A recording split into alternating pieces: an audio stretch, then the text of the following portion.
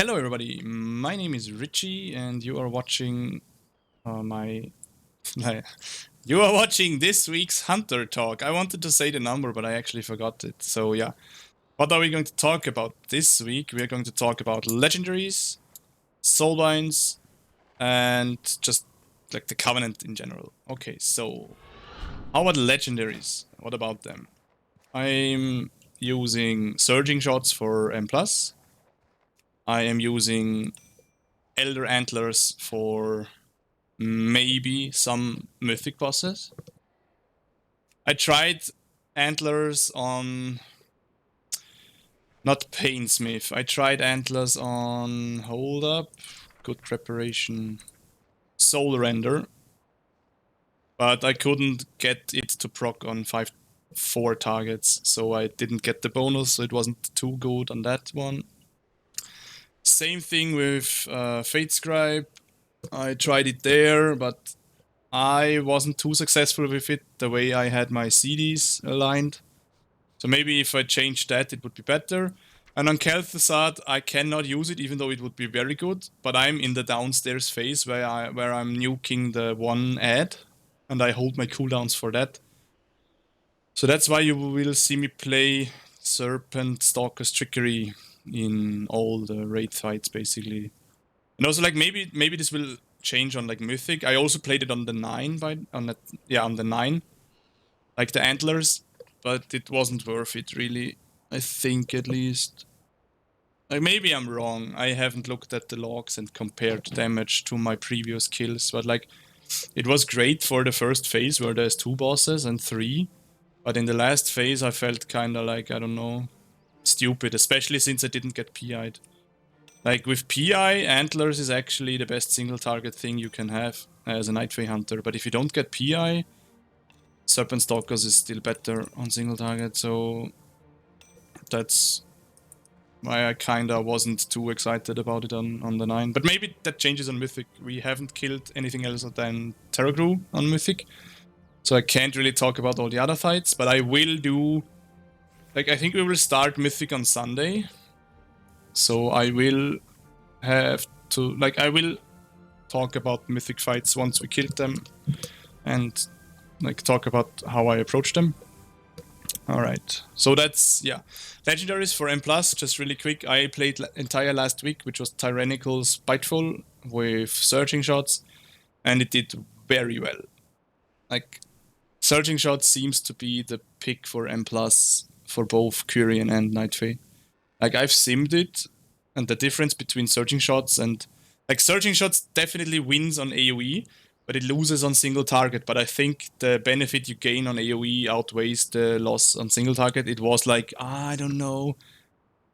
was it like 50, 60 DPS or something? Or maybe it was like... maybe it was even more, I don't recall, I'm sorry. I should have checked the sim, but it was not a lot for a single target, what we were losing. So that's why I recommend Surging Shots for all weeks, all keys, pretty much. Maybe some exceptions, I don't know, maybe like... nah, nah. I can't put my finger on a dungeon that I would not play Surging Shots because it would have that much single target. Maybe like Plaguefall, if you previously ran a strat with a lot of bombing of trash, you could be like, okay, let's just focus on single target more. But you cannot do that anymore, so nothing like that exists today, to this day. So yeah, my recommendation is Surging Shots for all dungeons every week. And also, just to put it out there, talent build for M+ is this one for every week and every key. Don't get locked into this trap where you play like lock and load because it's tyrannical weak and you need the single target. Like volley and lock and load are neck and neck on single target damage. And if lock and load doesn't proc on a boss fight, you waste the dead talent for that fight. Keep that in mind. It's only good when it procs. I mean, when it procs, it's very, very nice. Especially in AoE. I just love it when you play like a boss that has a few ads spawn and like you multi-shot, you hit the aim shot and you get the lock and load. Like now. Like that's perfect. Like, oh God, feels so good.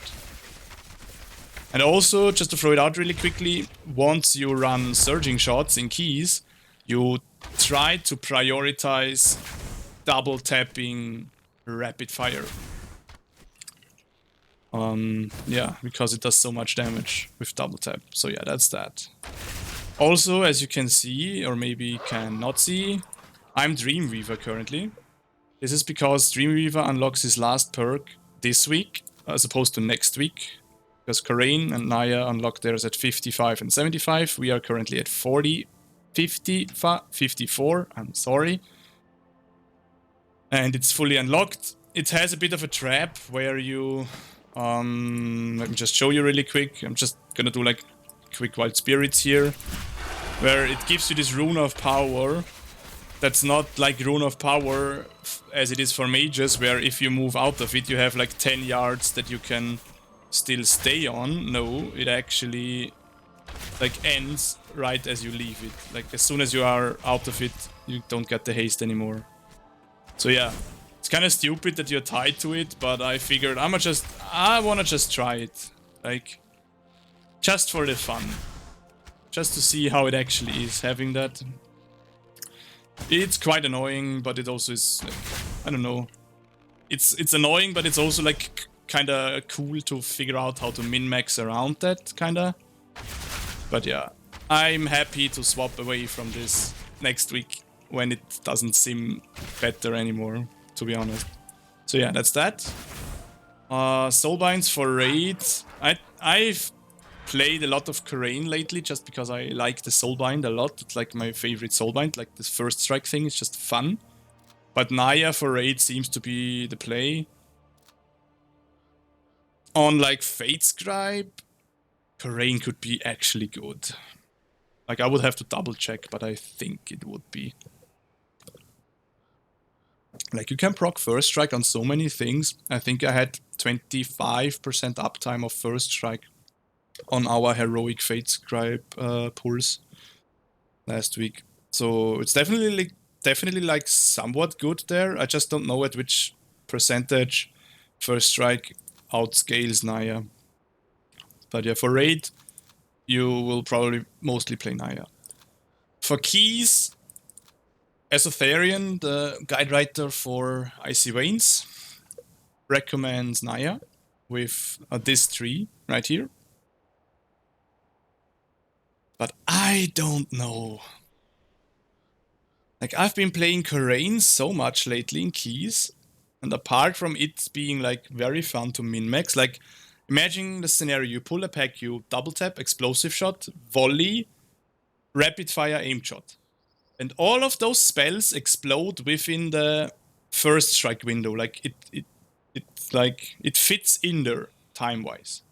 Like maybe not the entire aim shot or rapid fire. Like you probably would aim shot and then rapid fire so that you get the entire aim shot to crit. But the rapid fire is like half of rapid fire crits and the other half of the rapid fire doesn't get the crit thing anymore.